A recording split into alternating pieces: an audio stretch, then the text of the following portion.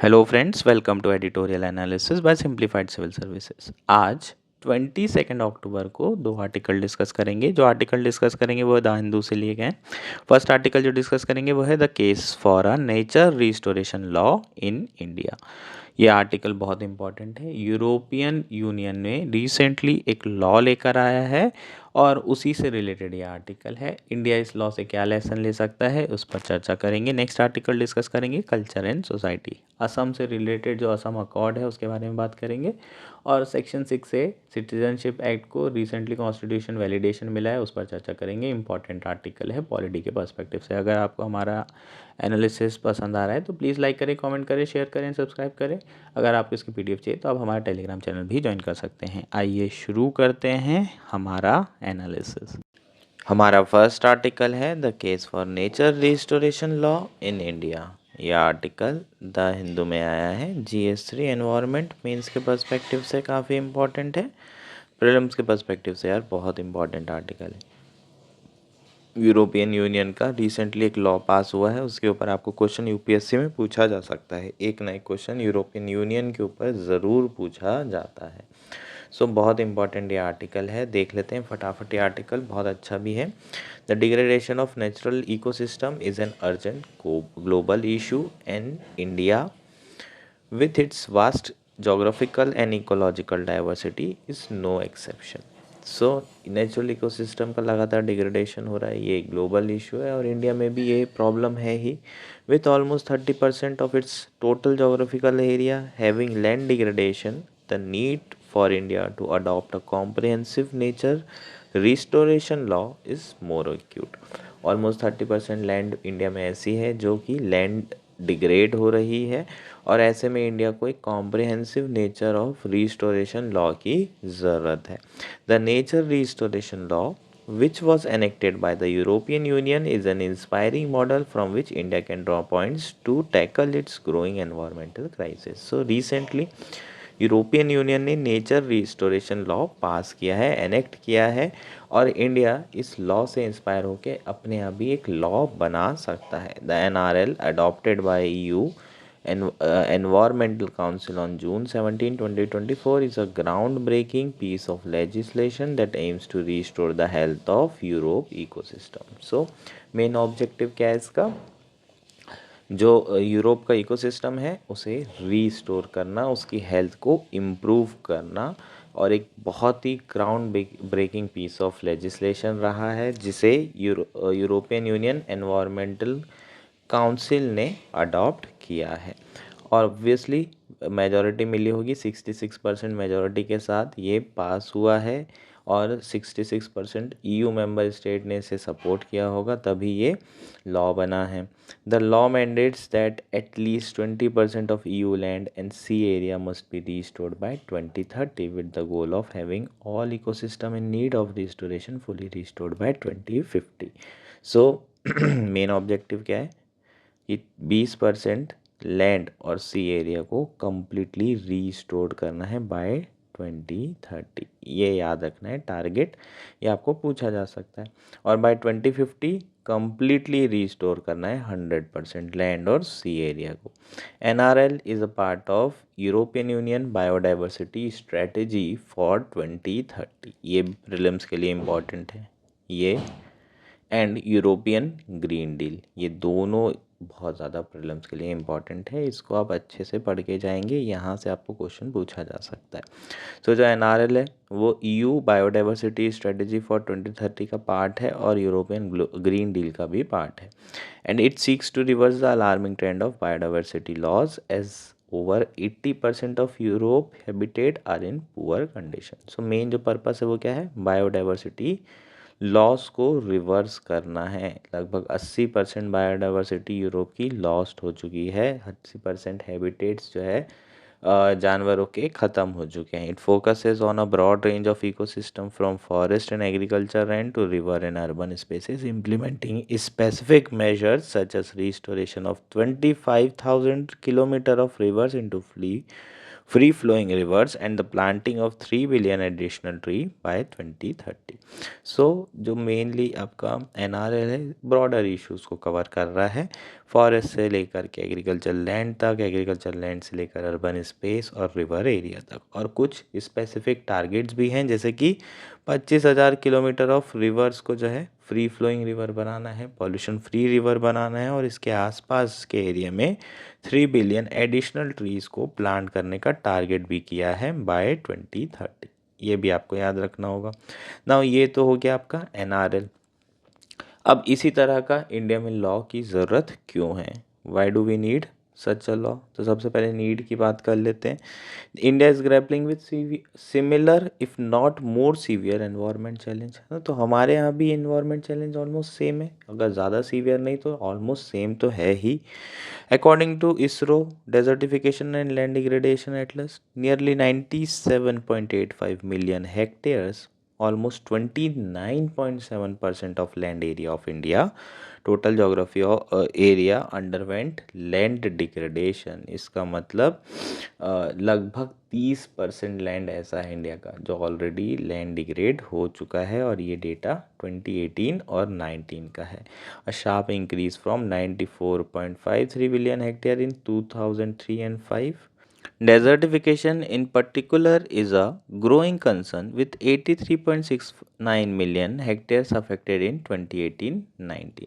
सो desertification भी एक बहुत बड़ा ग्रोइंग कंसर्न है। लैंड डिग्रेडेशन तो हो ही रहा है, लैंड की क्वालिटी तो गिर रही है, धीरे धीरे बहुत ज़्यादा लैंड ख़राब हो रही है, डेजर्टिफाइड हो रही है। The report highlight that the land degradation is prevalent in a key state such as Gujarat, Karnataka, Maharashtra and Rajasthan, which together form 23.79% of India desertified land area. So total जो है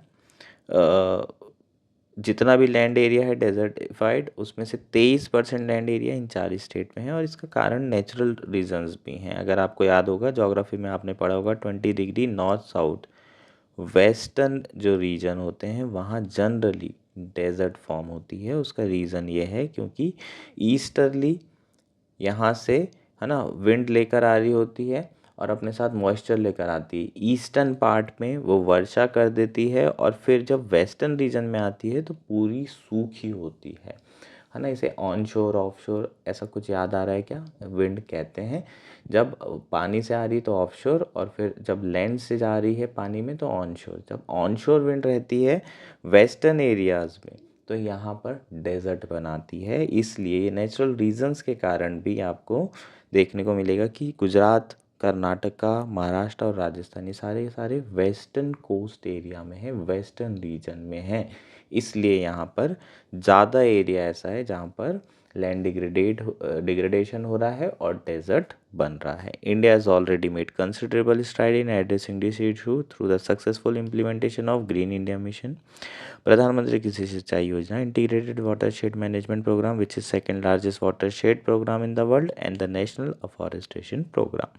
However, the scale of problem demands a more comprehensive approach. Just as EU NRL sets legally binding target for ecosystem restoration, India needs such a nature restoration law that mandates the restoration of degraded landscape, ensuring the long-term sustainability of its ecosystem। ऐसा नहीं है कि India ने काम नहीं किया, India ने कई सारी स्कीम्स लेकर आए हैं, बिल्कुल बहुत सारी स्कीम जो कि सक्सेसफुल रही है, जैसे कि ग्रीन इंडिया मिशन जिसमें अफॉरेस्टेशन की बात की जाती है, प्रधानमंत्री कृषि सिंचाई योजना, इसके थ्रू भी हम लैंड डिग्रेडेशन को कम कर रहे हैं, वाटरशेड मैनेजमेंट हो गया, नेशनल अफॉरेस्टेशन प्रोग्राम हो गया, सारी सक्सेसफुल स्कीम ज़रूर हैं, लेकिन फिर भी हमें कॉम्प्रहेंसिव लॉ की ज़रूरत है। क्यों? क्योंकि इसमें जो टारगेट्स हैं वो ऑब्लिगेशन उसका क्या है, मॉरल ऑब्लिगेशन है, स्कीम सक्सेसफुल करना है ब्यूरोक्रेसी को। लेकिन अगर आप लीगल टारगेट्स करेंगे और आप लीगल टारगेट पूरे नहीं करते तो सुप्रीम कोर्ट जाया जा सकता है, बिल्कुल जाया जा सकता है ना। तो सरकार अगर काम नहीं करेगी लॉ बना करके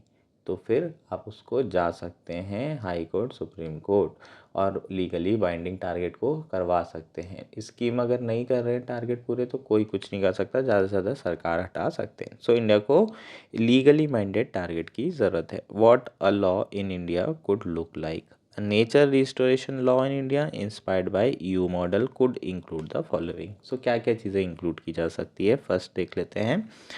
First, in the list of restoration target, India should aim to restore 20% of its degraded land by 2030 and with the goal of restoring all ecosystem by 2050. So same target रखने बोल रहा है, 20% बाय 2030 लैंड डिग्रेडेशन को ख़त्म करना है, bye 2050 सारी की सारी जो इकोसिस्टम है उसे रिस्टोर करने पे फोकस करना है। इसमें forest, wetland, river, agriculture and urban green space सब आ जाएगा। सेकंड क्या है, वेटलैंड रिस्टोरेशन। इंडिया में यार पीटलैंड्स तो इतनी ज़्यादा नहीं है, लेकिन क्रिटिकल वेटलैंड्स बहुत है, जैसे कि चिल्का, सुंदरबन, ये सब बायोडाइवर्सिटी और कार्बन सिक्वेस्ट्रेशन को बहुत ज़्यादा सपोर्ट करती है। टारगेट ये रखेंगे कि 30% ऑफ डिग्रेडेड लैंड्स को रिस्टोर करना है बाय 2030। थर्ड है biodiversity in agriculture. Agriculture dominates India landscape, ये तो हम जानते ही हैं, बहुत बड़ा एरिया एग्रीकल्चर उसमें होता है। Promoting agro forestry and sustainable practices could restore farmland. So agro forestry को सपोर्ट करना ज़रूरी है। एग्रो फॉरेस्ट्री तो समझ में ही आ रहा है, एग्रीकल्चर प्लस फॉरेस्ट्री। कोशिश करें कि प्लांट्स भी लगाएं और एग्रीकल्चर भी करें, इस तरह के प्लांट्स लगाना है कि एग्रीकल्चर को सपोर्ट हो सके और उसी के थ्रू हम फार्मलैंड्स को रीस्टोर कर सकते हैं। इंडिकेटर सच एज बटरफ्लाई और bird index used in you could track progress. ठीक है, सो बटरफ्लाई और बर्ड इंडेक्स जो इंडिकेटर हैं, इसका आप इस्तेमाल कर सकते हैं प्रोग्रेस ट्रैक करने के लिए कि किस तरीके से, है ना। जब भी आपका बायोडाइवर्सिटी रिस्टोरेट होती है तो बहुत सारे बर्ड्स, बटरफ्लाई वहाँ पर आना शुरू कर देते हैं, उसी को हम जो है एज अ इंडेक्स ले सकते हैं कि कितना रिस्टोर हो रहा है हमारा इकोसिस्टम। नेक्स्ट है रिवर रिस्टोरेशन। ऑलरेडी इंडिया जो है फोकस कर रहा है गंगा यमुना को क्लीन करने पे और कोशिश करना है कि फ्री फ्लोइंग रिवर्स बह सके, रिस्टोर हो सके, कोई ऑब्स्ट्रक्शन ना रहे और जितने भी पॉल्यूशन वाली रिवर है सबको आपको क्लीन करना है। अर्बन ग्रीन स्पेसेस आपका नेक्स्ट पॉइंट होगा। To combat urban degradation India should ensure no net loss of green spaces, promoting urban forest in cities such as Bengaluru and Delhi which face heat island and declining air quality. So कोशिश करें दिल्ली में और बेंगलोर जैसी जो metro cities हैं वहाँ पर urban जो स्पेस है उसको ख़त्म नहीं करना है पहली चीज़, और उल्टा ज़्यादा बढ़ाने की कोशिश करना है, ज़्यादा से ज़्यादा प्लांट लगाने की कोशिश करना है। सो ये 5 चीज़ें आप इंक्लूड कर सकते हैं अपने NRL में। According to World Economic Forum, nature restoration could globally generate economic return of up to 10 trillion annually by 2030। So ऐसा नहीं कि सिर्फ इकोनॉमिक एनवायरमेंटल बेनिफिट मिल रहे हैं, इकोनॉमिक बेनिफिट्स भी मिलेंगे अगर हम नेचर रिस्टोर करते हैं, तो लगभग $10 ट्रिलियन एनुअली बेनिफिट होगा। In India restoring degraded land would enhance agriculture productivity. Obviously जब आप लैंड को इम्प्रूव करोगे एग्रीकल्चर प्रोडक्टिविटी बढ़ेगी, वाटर सिक्योरिटी इम्प्रूव होगी और कई मिलियंस ऑफ जॉब भी क्रिएट होगी, पर्टिकुलरली इन रूरल एरिया। तो अल्टीमेटली पॉवर्टी भी कम होगी। लॉ जो है इंडिया का जो सस्टेनेबल डेवलपमेंट गोल 15 है उसको मीट करने में हेल्प करेगा। क्या है 15? Which calls for sustainable management of forest and combating desertification. So 15 SDG को के जो भी टारगेट है वो इंडिया पूरा कर सकता है इस लॉ के through. Restoring ecosystem can also mitigate the effects of climate change. Obviously land degradation के कारण क्लाइमेट चेंज भी बहुत ज़्यादा बढ़ रहा है, उसके इम्पैक्ट को भी कम किया जा सकता है। Degraded land losses its capacity to absorb carbon dioxide, further contributing to global warming. By restoring its ecosystem, India can enhance its carbon sink and meets its commitment under Paris Agreement. So, जो degraded land होती है उसकी capacity ख़त्म हो जाती है काहे की कार्बन डाइऑक्साइड को एब्जॉर्ब करने की। आपने सुना होगा सॉइल कार्बन के बारे में। सो बेसिकली उसमें क्या होता है, कार्बन जो है कहीं ना कहीं सॉइल एब्जॉर्व करता है। सो इसमें रिस्टोरेशन जो है अगर आप करेंगे लैंड का तो अल्टीमेटली जो है क्लाइमेट चेंज के इम्पैक्ट को भी कम किया जा सकता है और ओवरऑल जो पेरिस टारगेट है उसको भी अचीव करने में मदद मिलेगी। Given the alarming level of land degradation and biodiversity loss in India, such a law in India would not only help India restore its degraded ecosystem but also contributes to its socio-economic development and climate resilience. The clock is ticking and the time to act is now. So finally, India का जो land degradation हो रहा है, biodiversity loss हो रहा है, वो alarming level का है और अगर उससे को हमें एड्रेस करना है तो हमें लॉ लाना मैंडेटरी है।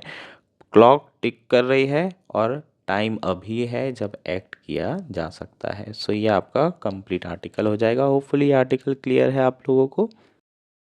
हमारा नेक्स्ट आर्टिकल है culture and society. Article the Hindu में आया है, जीएस टू पॉलिटी। मेंस के पर्सपेक्टिव से काफ़ी इंपॉर्टेंट आर्टिकल है, प्रीलिम्स के पर्सपेक्टिव से भी इक्वली इंपॉर्टेंट है।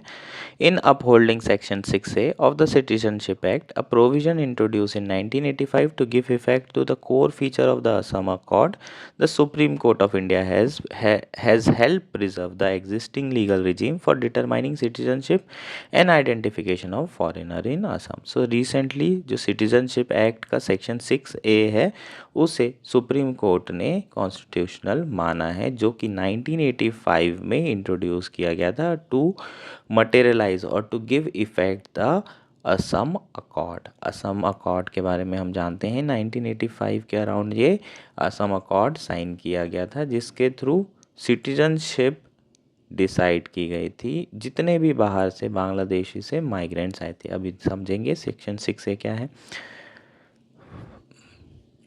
Striking it down would have the undesirable consequence of turning the clock back on the process laid down in statutory provision and the rules for the purpose. In its 4-1 decision, the court has rightly seen the provision in the light of historical developments.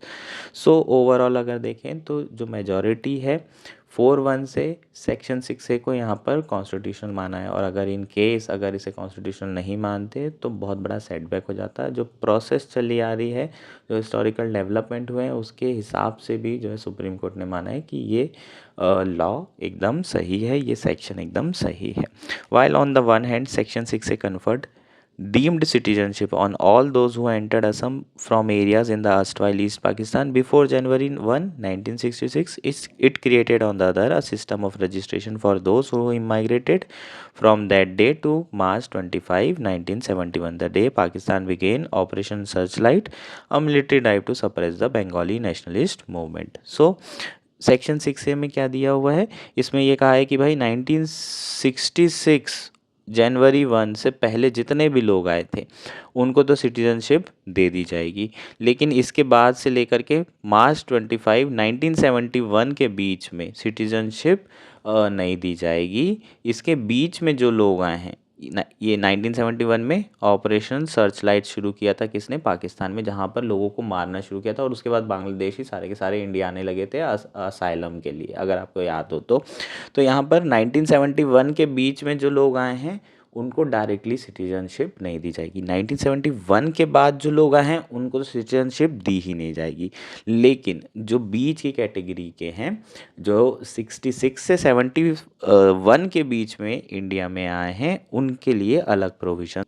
The later category of people had to be ordinary residing in Assam and declared to be a foreigner by tribunal before they could apply for registration as citizen. However, they would be ineligible to be on the electoral roll from the for 10 years from the date of detection. So जो 1966 से 71 वाले हैं वो लोग असम में ordinarily reside कर रहे थे, उनको डिटेक्ट करना होगा। द मोमेंट उन्हें डिटेक्ट किया जाएगा उन्हें 10 साल के लिए सिटीजनशिप नहीं मिल पाएगी, है ना। उसके बाद फिर वो रह रहे हैं मान लीजिए वहीं पर, और उसके बाद कई साल हो जाते हैं, 11 साल हो जाते हैं जो सिटीजनशिप एक्ट में मैंडेटरी माना गया है, उसके बाद वो रजिस्टर कर सकते हैं एज अ सिटीजन बनने के लिए।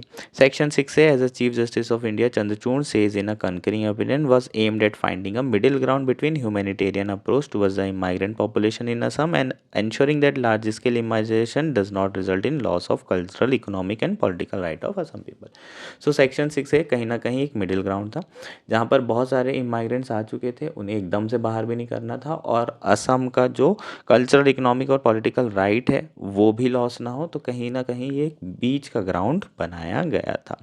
असम को डिफरेंटली ट्रीट किया गया है, और पार्लियामेंट के पास ये अधिकार है कि वो सिटीजनशिप लॉ डिसाइड कर सकते हैं अलग अलग स्टेट का, ऐसा सुप्रीम कोर्ट ने कहा है, और इसलिए जो है ये जो सेक्शन 6 है ये कॉन्स्टिट्यूशनल कहलाएगा। इसके अलावा Justice Suryakant has acknowledged that the petitioner demographic anxiety but did not believe the idea of fraternity in the constitution was threatened by mere change in demography. It is not misplaced fear when he says accepting the argument that demographic change could lead to erosion of cultural rights of section of society may open the floodgates for similar challenge to undermine the interstate migration in the guise of protecting indigenous culture.